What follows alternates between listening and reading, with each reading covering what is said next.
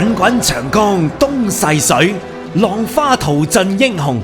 是非成敗轉頭空，青山依舊在，幾度夕陽紅。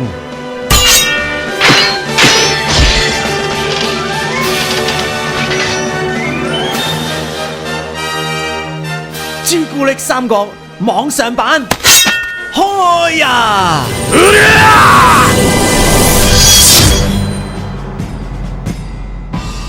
！Hello， 大家好，又翻嚟朱古力三國嘅網上版啦！上個禮拜終於 upload 咗第一集嘅黃巾之亂，今日梗係繼續啦。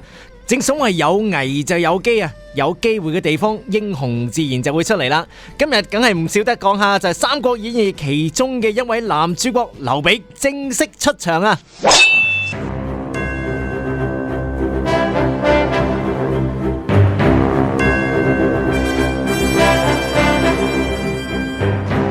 上個禮拜講到黃巾之亂啊，呢個張氏三兄弟啊，張角啊、張寶啊、張良呢三個喺度搞震，咁啊立咗10幾萬嘅兄弟呢，而家就作反啦。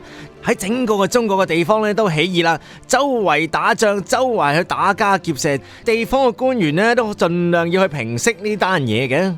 當時有皇上就揾咗個盧植咧去處理呢單 case， 咁啊盧植都拗晒頭，點搞呢？你又咁少錢，又要打黃巾賊，咁唯有點啊？唯有梗係要揾啲義勇軍啦。咁啊將呢個義勇軍呢個 idea 呢，就 send 去所有周圍嘅地方官。咁話說幽州刺史呢個劉焉呢，嗰啲黃巾賊呢已經殺到埋身啦，咁啊要度條橋死啦！喂，我哋得雞碎咁多錢，咁啲黃巾賊又有錢又搭馬，咁點算啊？咁佢馬仔阿周正就話啦，上頭都話啦，快啲喳諗啊，攞定張 poster 出嚟啊！而家要招聘義勇軍啊！正所謂慳水慳力慳功夫，最緊要慳米啊嘛，係咪？義勇軍個個都愛國噶啦，咁啊睇下有冇啲反應啦。咁啊，結果就攞咗張 poster 出嚟，喂，快啲過嚟投軍啊！等緊你啊！一出張 poster， 原來咁多人參軍，個反應非常之熱烈。呢條橋果然係使得。話說有個人就係我哋《三國演義》嘅其中一位男主角劉備啊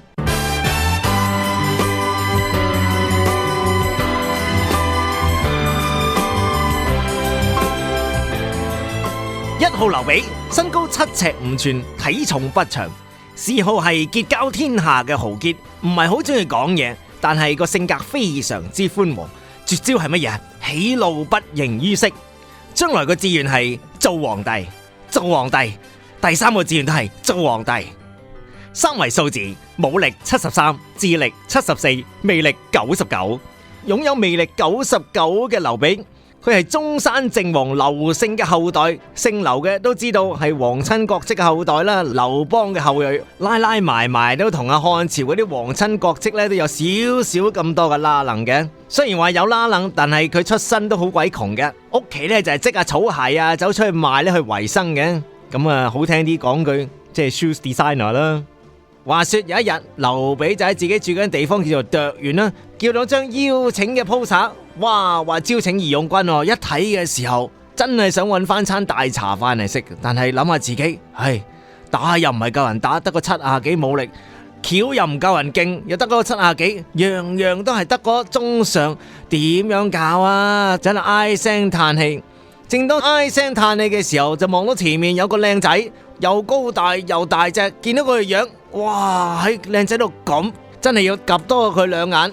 呢個靚仔就係今日第2號佳麗啊！咦，阿姐嚟嘅？2號佳麗張飛，身高8尺，體重不詳啊，外形簡直殺死人啊！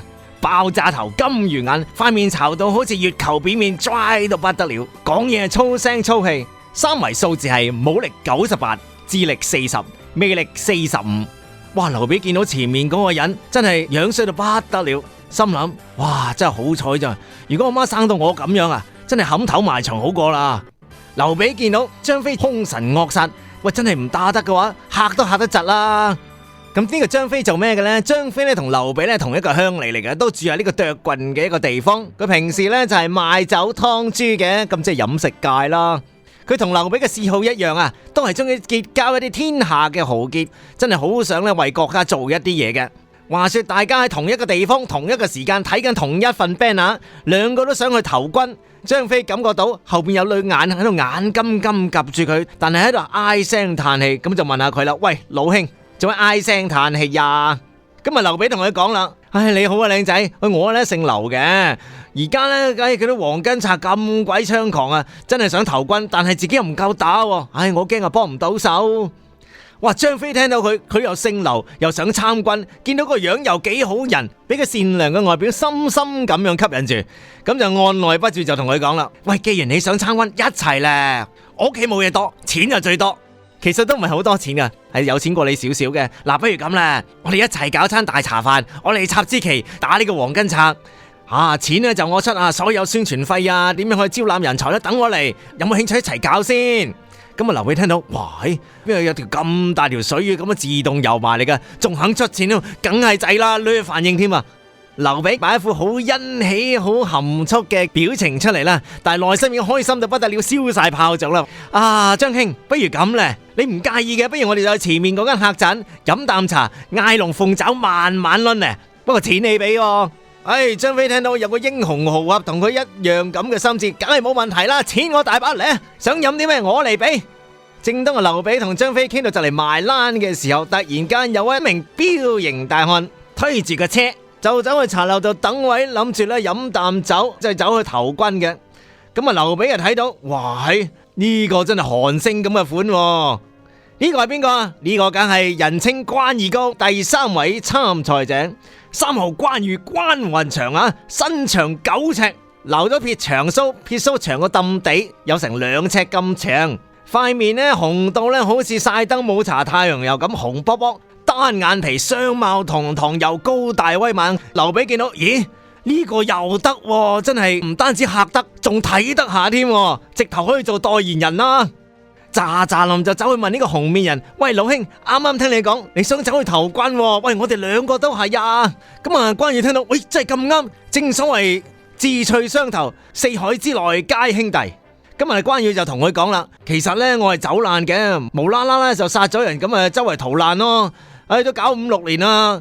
佢話我而家唔想再避啦，又聽聞呢度招聘義勇軍，咁咪走嚟投考咯。咁啊，劉備又再用佢心裏邊嘅算盤就算一算啦。哇，2個都好揮得下。劉備就同佢講啦，我真係好有大志噶，即係想趕走呢班黃巾賊，幫呢個朝廷咧做翻啲嘢嘅。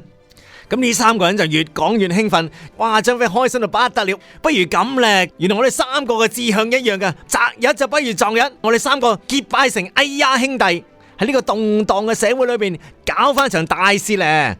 張飛就講啦，喂，不如咁啦，我屋企就喺附近嘅啫，屋企後院咧夠晒位噶啦，又夠靚，好多嘅桃花樹，就喺我個後院嗰度搞個結拜嘅儀式，咁你哋話好唔好啊？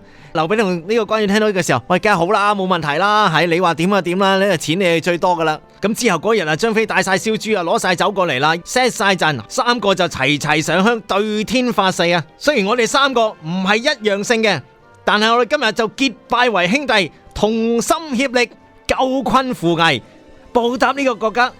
我哋3個不求同年同月同日生啊，但願同年同月同日死。劉備當時28歲，年紀係算係最大嗰個噶，咁佢就做咗大佬，哇，正啦！心諗我又係做大佬，就有2件咁勁嘅，聽我點添。咁啊，張飛年紀最細嘅，咁佢就係3弟啦，人稱嘅關二哥，咁啊冇得講啦，關雲長梗係排第2啦。3個人亦都同時間咧就招攬咗幾百人咧做呢個叫做咧義勇軍。3個人再加埋佢班兄弟幾百人，就喺張飛嘅桃園嗰度飲餐勁啊！就係咁樣，劉備嘅軍事集團就係咁樣形成咗啦。下個禮拜講下劉備呢個小型軍團打呢個黃巾賊又打成點啦。下個禮拜4見啦，拜拜。